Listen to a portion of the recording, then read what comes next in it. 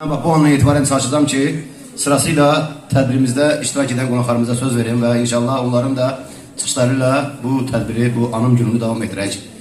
Ama ben ilk önce tabii ki meclis sahibəsi, hürmetli şəhid anası, hamımızın sevimimiz olan Sima anamızı yanıma davet edeceğim. Ama tabii ki yalnız değil, Turan Tovuz Şəhid Anıları Birliği'nin hürmetli rehberi Elmar kardeşimizle, Elmar Bey ile beraber davet edeceğim. Ki onlar birlikte bugün bir meclis sahibi olarak hem konuklarımızı salamlasınlar hem de onlara razılıklarını bildirsinler ve fikirlerini bizimle bölüşsünler. Buyuraq. Değerli şəhid ailələri, məni istəyib gələnlər, hamınız xoş gəlirsiniz. Bütün şəhidlərin yeri cənnət, məqamları ucadan olsun. Sizə qurban olum ki, bu məni siz tək qoymuyorsunuz. Allah sizi var eləsin.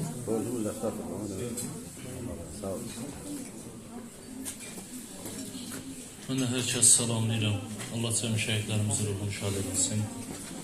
Bu günləri burada dəyərli vaxtınızı sərf edib gəlib şəhidimizin ziyarətində, şəhidimizin anasını, əzizlərini, yaxınlarını tək qoymadığınız üçün, ona mənəvi dəstək olduğunuz üçün hər birinizə təşəkkürümü bildirirəm. Allah hər birinizdən razı olsun. Allah ruhunu şad eləsin cəmi şəhidlərimizin. Şəhidlər bizim qürurumuzdur, şəhidlər bizim baş tacımızdır. Biz insanlar yaşadıkça şəhidləri yaşatmağı özümüzə borc bilməliyik. Kimliyindən asılı olmayalım.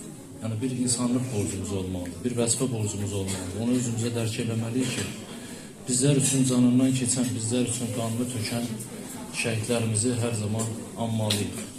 Onları heç bir zaman unutmağa və unutturmağa imkan verməməliyik.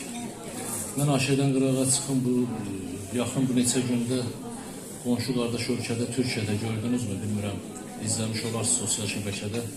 Bir avtobus şoförü şəhid yoldaşından şəhid qızını avtobusa götürmədiyi üçün qıraqdan bir nəfər gəlib avtobus şoförü necə gülləliyir.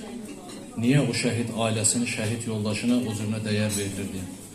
Bizim ölkəmizdə də, Azərbaycanda da şəhidlərimizin ailələrinə o cür dəyər verilməlidir, o cür yüksəklərdə tutulmalıdır. Çünki onlar bizlər yaşayaq deyə, bizlər canımız, yəni bu dünyada rahat yaşayaq deyə, qeyrətli, namuslu, şərəfli yaşayaq deyə öz evlatlarını bizlər üçün şəhadətə uzatırlar, şəhid verirlər. Sadəcə bir yoldur, sadəcə diqqətimizdir. Onsuz da şəhid ailələri heç kimin heç nə istəmir. Sadəcə bir diqqət istəyir. Mənəvi dəstək olaraq, onları yolda görəndə hörmətlə, etimaldan yanaşaraq, onlara öz dəyərimizi göstərərək onları biz yaşada bilərik. Allah cəmi şəhidlərimizi ruhunu şad edilsin.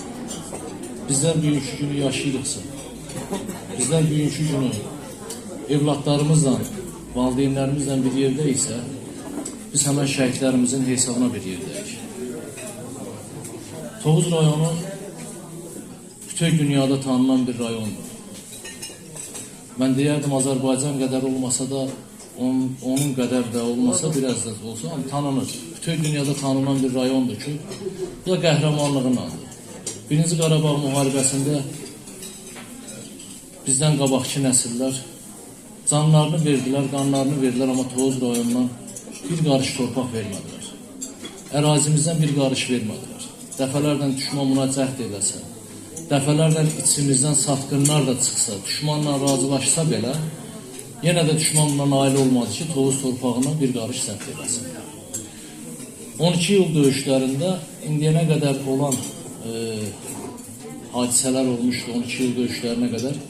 Amma 12 yıl döyüşlərində olan qığılcım Azərbaycanın heç bir sərhəd bölgəsində olmamışdı.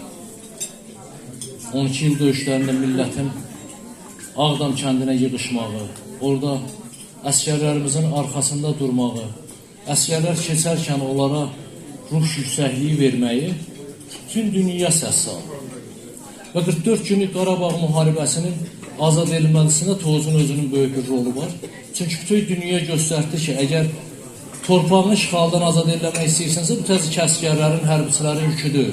Bu vətəndaşların yüküdür, vətəndaşlar həmişə əskərin arxasında olmalıdır. Tovuzda olan döyüşlərdə, Tovuzda olan əskərlərin heç bir arxasını boş görmədi. Hansı arxaya çöndürsə gördü hala arxasındadır. Və 44 günlük vətən müharibəsində də müharibə başladı, bütün Azərbaycan Qarabağa yollanıldı. Qarabağda da əsgərlərimiz söndü, arxasında əhalini gördü. Arxasını həmişə dolu görən əsgər heç vaxt vətəni tərk eləməz, həmişə irəli gedər. Allah cəm şəhidlərimizin ruhunu şad eləsin. Allah Ali Baş Komandanımıza can sağlığı versin ki, bugünkü günü qüdrətli ordumuz var. Azərbaycan xalqı əmin əllərdədir, əmin ordu əllərindədir və dünyada səsimizi çıxardacaq qədər yox, sözümüzü deyəcək qədər yüksəlmişik. Hər kəsə təşəkkür edirəm. Allah hər birinizdən razı olsun. Sağ olun, minnətdaram.